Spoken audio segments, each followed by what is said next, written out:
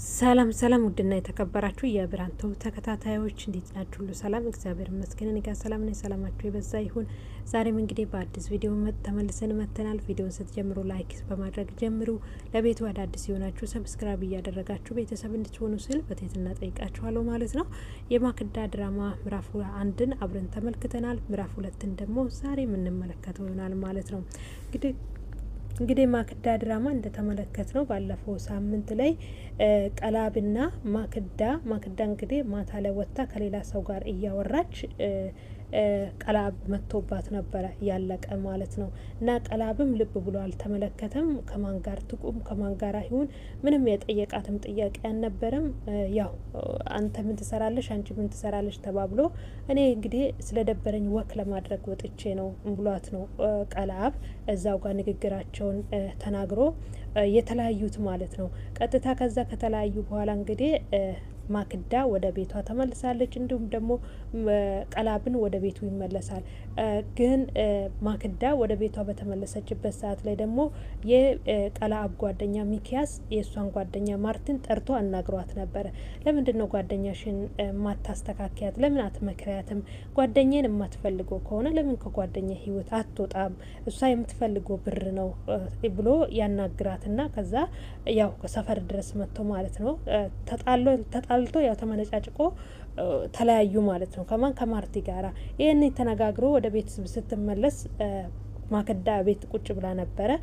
ያው ማክዳ ተቀምጣ በነበረችበት ሰዓት የሄደችበትን ሁሉ ትነግራታለች። ያው የቀን ውሏቸውን ያደረጉትን ሁሉ ይነጋገራሉ። ጓደኛሞች ናቸው።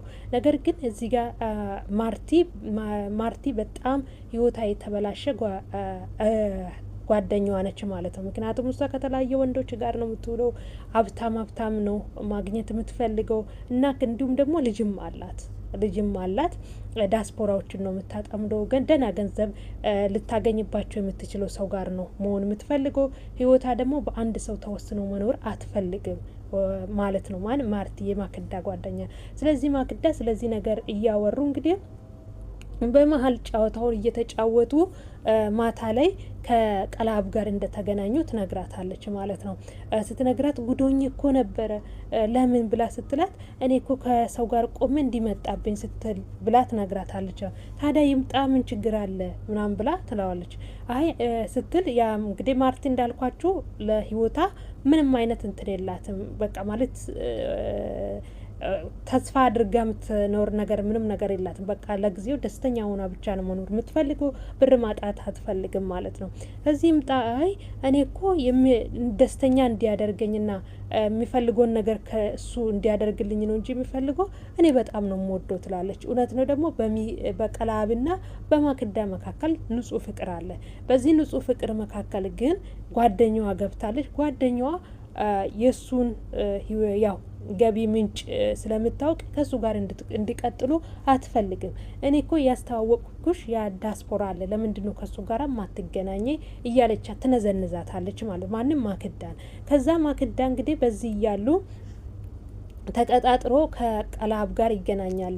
እንግዲህ ቀላብ ትናንትና ተኝቼ አላደርኩም ከአንቺ ጋር ትናንትና ሲያወራ የነበረ ሰው ማን ነው ብሎ ማክዳን ይጠይቃታል።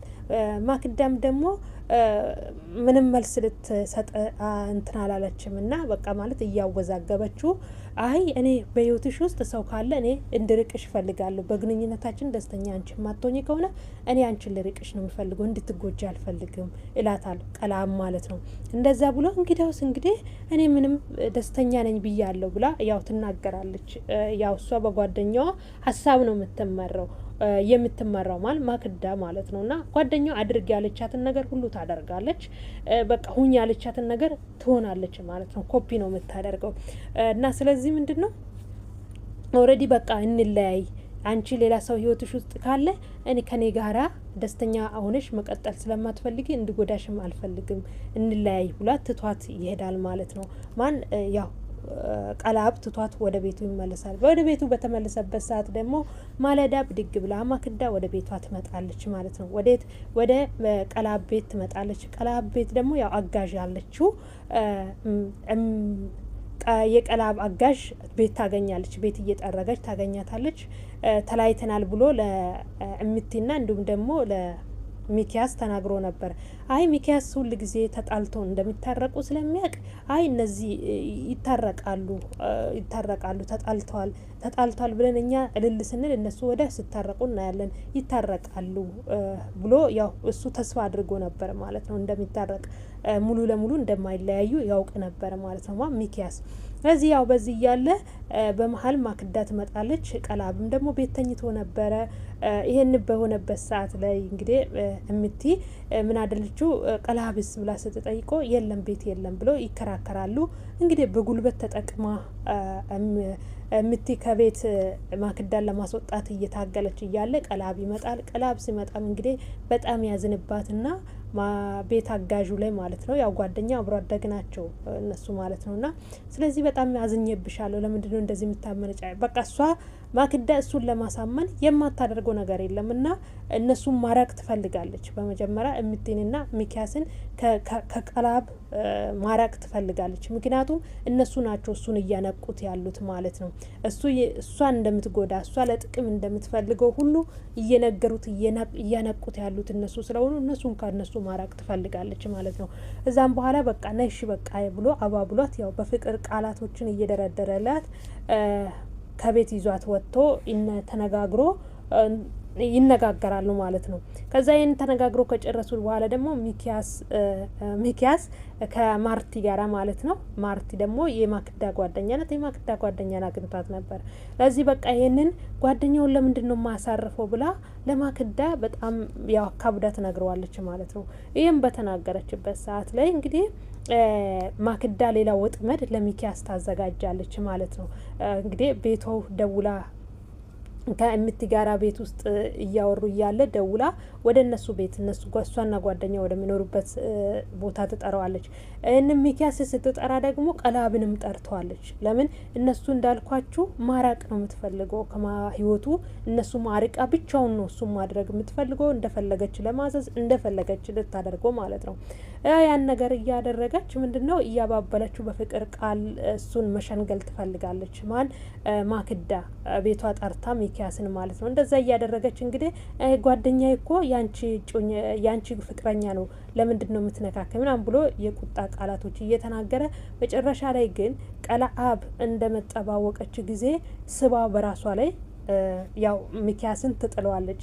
ይህንን በምትጥልበት ሰዓት እንግዲህ ቀላአብ ቤቱ ግብት ስል እየታገለች ነው የማለት የውሸት ማለት በማስመሰል ማለት ነው። ለዚህ ያን ጊዜ የእውነት እንግዲህ ማክዳ ሚኪያስ የእውነት እሷን ለመድፈር ወር ሌላ ነገር ለማድረግ እየታገላት እንዳለ አድርጎ ነበር የተረዳው ማለት ነው።